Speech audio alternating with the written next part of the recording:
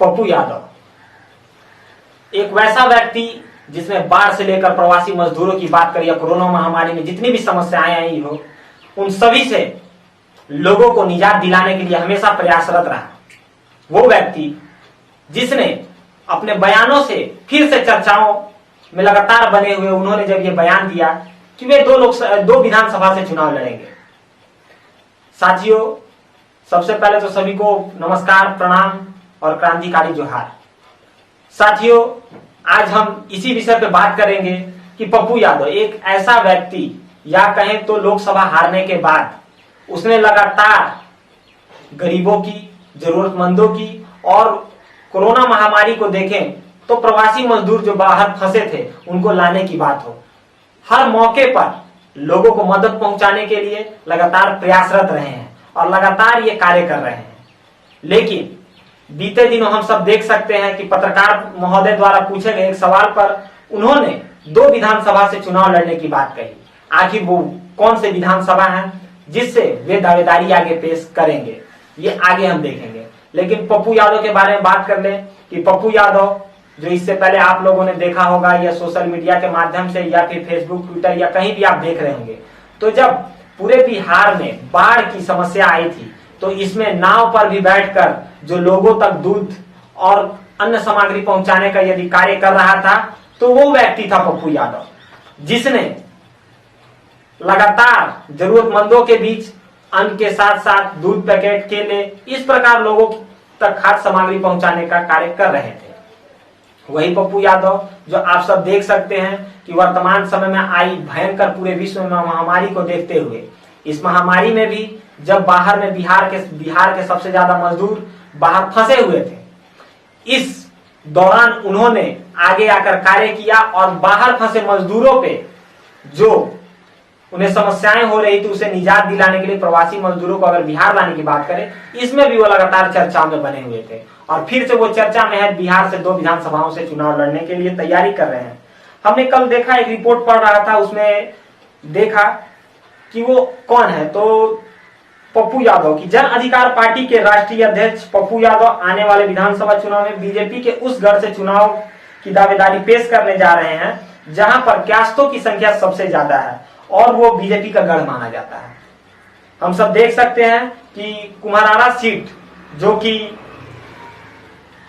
जहां के अरुण सिन्हा जी जो हैं वहां के अभी वर्तमान विधायक हैं, उनके सीट से जैसे ही उन्होंने दावेदारी पेश करने की बात कही, इससे पूरे क्षेत्र में खलबली मची हुई है। और कहें तो बीजेपी के मांड में अगर छेद करने की बात करें या उनके कुर्सी पर चोट करने की बात करें तो इसमें कहीं ना कहीं पप्पू यादव आगे आकर खड़े हो गए। और ये उनका चुनाव लड़ने का कारण भी ये है, जैसा कि उनसे बात किया गया, तो पप्पू यादव का ये कहना है कि जैसे ही बिहार में बाढ़ की समस्या आई थी तो इस दौरान वो कुम्हरारा जो विधानसभा है वहां फंसे लोग जो फंसे हुए थे, उन तक जो वहां के विधायक थे उन तक खाद्य सामग्री और उन्हें राहत का पैकेज नहीं पहुंचा पाए थे। इस बीच पप्पू यादव ने लगातार उन तक ऐसा प्रयास किया कि उन तक अनाज पहुंच सके, वे भूखे ना रहे, और इससे कहीं ना कहीं लोग उनसे कनेक्ट भी हुए, जुड़े भी हैं। तो इससे कहीं ना कहीं ये देखने को मिल सकता है कि पप्पू यादव यही कारण है कि उस क्षेत्र से चुनाव लड़ना चाहते हैं। अब हम बात करेंगे पप्पू यादव के पुराने सीट से जिन्हें वे कहते हैं कि हमारी मां के समान है, तो मेधापुर से लोकसभा चुनाव हारने के बाद पप्पू यादव जी पूर्व सांसद भी रह चुके हैं और अब विधानसभा चुनाव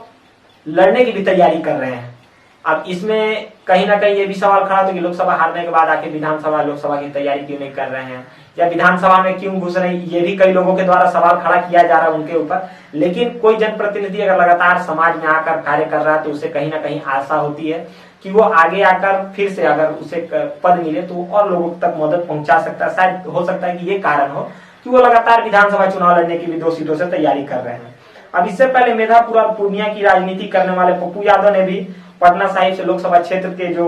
कुम्हरारा सीट की मैं बात कर रहा था उससे अब चुनाव की दावेदारी पेश करेंगे और ये उन्होंने खुद कहा है। अब हम देख सकते हैं 2 सीटों पे चुनाव लड़ने की आखिर वजह क्या है। तो पप्पू यादव, जिसे मैंने आपको पहले भी कहा कि मेधापुर सीट जो है, जिसे वे अपनी मां के समान कहते हैं, कि वो सीट जो उनका है लगातार मैंने उनके वहां के चाहने वाले ज्यादा हैं। कहीं ना कहीं कहें तो वोट बैंक की राजनीति और कहें तो वहां एक समाज का अधिक वोट बैंक है। इस कारण भी हो सकता है कि पप्पू यादव उस क्षेत्र से तैयारी कर रहे हैं। लेकिन कुम्हारारा सीट की बात करें तो कुम्हारारा सीट पे पप्पू यादव इसलिए वहां से दावेदारी कर रहे हैं क्योंकि वहां पे उन्होंने वहां के लोगों को बाढ़ के समय बहुत ज्यादा राहत पहुंचाने का काम किया था। उन लोगों तक अधिक से अधिक संख्या में मदद का काम किया था क्योंकि वे उस क्षेत्र में लोकल है, वहां रहते हैं और लगातार पटना में रहते हुए वहां जिस क्षेत्र में रह रहे हैं वहां के लोगों की समस्या को देखते हुए उन्होंने ऐसा कदम उठाया था जिससे कि समाज और उस क्षेत्र के लोग हैं लगातार इनसे जुड़ भी रहे हैं। इससे कहीं ना कहीं उनकी प्रसिद्धि जो है आगे बढ़ रही है। अब कहें तो आसान जो बात करें कि आसान नहीं होगा 2 सीटों से चुनाव लड़ना, तो अगर हम बात करें कि बीजेपी के जिस कुम्हारारा सीट से वो चुनाव लड़ने की बात कर रहे हैं वो सीट कहीं ना कहीं बीजेपी का गढ़ माना जाता है। वहां पे जो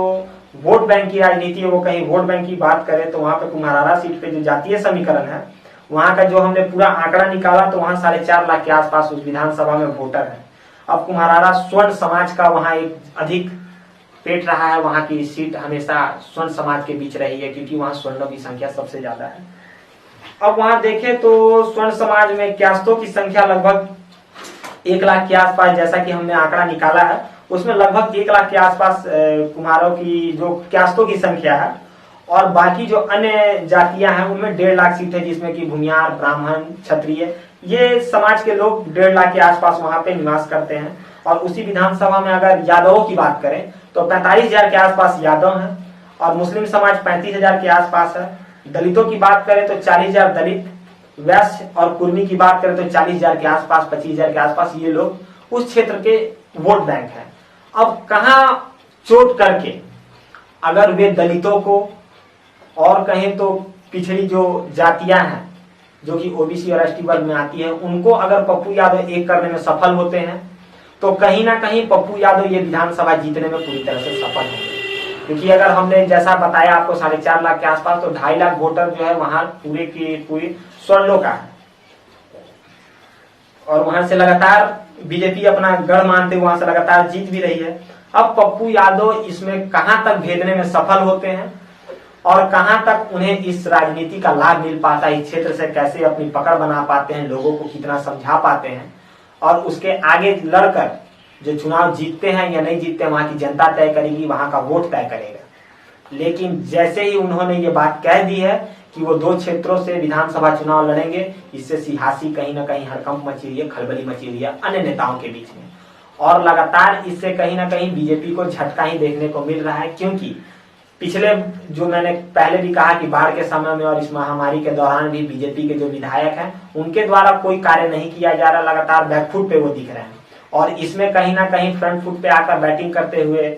जो पप्पू यादव जी हैं वो लगातार दिखाई दे रहे हैं और वहां के वोटरों को भी, वोटरों के साथ साथ वहां जो जरूरतमंद है, मजदूर है, जो फंसे हुए जिनको पीड़ा हो रही है उन्हें कहीं ना कहीं लाभ पहुंचाने का काम कर रहे हैं। इसे लेकर हो सकता है और जैसे आस लगाए जा रहे हैं कि पप्पू यादव जी दोनों विधानसभा से चुनाव जीत जाएं और ये अगर चुनाव जीतने में सफल होते हैं तो कहीं ना कहीं इससे सबसे बड़ा नुकसान जो है वो बीजेपी को होगा। और अगर हम बात कर रहे हैं कि आशुतोष कुमार की, तो अगर आशुतोष कुमार स्वर्ण समाज का जो वोट बैंक है उसे काटने में, भेदने में सफल होते हैं और स्वर्ण समाज का वोट जो भी लगातार बिहार में एक अलग ही चेहरे के रूप में स्वर्ण समाज के बीच में एक अलग चेहरा बना हुआ आशुतोष कुमार का जो एक अलग छवि बनी हुई है, अगर वो इस वोट बैंक को अपनी ओर खींचते हैं और अगर इस वोट बैंक को खींचने के कारण अगर दलित, यादव, कुर्मी और ऐसे जो वोटर वो अगर पप्पू यादव के साथ जाते हैं तो कहीं ना कहीं पप्पू यादव को इस यहाँ जीत का रास्ता बिल्कुल साफ हो जाएगा। और वहीं अगर आशुतोष कुमार अगर पूरे स्वर्णों को अपनी ओर आकर्षित कर लेते हैं तो ये भी देखा जा सकता है कि आशुतोष कुमार इस विधानसभा से भी जीतने में पूरी तरह से सफल होंगे। ये विधानसभा भी उनके क्षेत्र के अंतर्गत आ जाएगा, उनके अधीन होगा। इन्हीं शब्दों के साथ मैं आगे भी बिहार के चुनाव पर अपनी बातों को रखता रहूंगा और आप भी लगातार जो कमेंट के माध्यम से हम सबको बता रहे हैं और आप जो सवाल कर रहे हैं उनके जवाब भी आपको लगातार मुझे आशा है कि मिल रही होगी। हमारे यूट्यूब के जो भी देख रहे हैं, चाहे जो भी हमारे संचालक, उनके द्वारा आपको लगातार जवाब भी दिया जा रहा होगा। आगे भी आप अपने सवालों को पूछते रहिए और जो भी अगर आपको लगता है कि मैं उसे बताने में सफल, जरूर सवाल करें, मैं जरूर जवाब देने में आपको प्रयास करूंगा। धन्यवाद।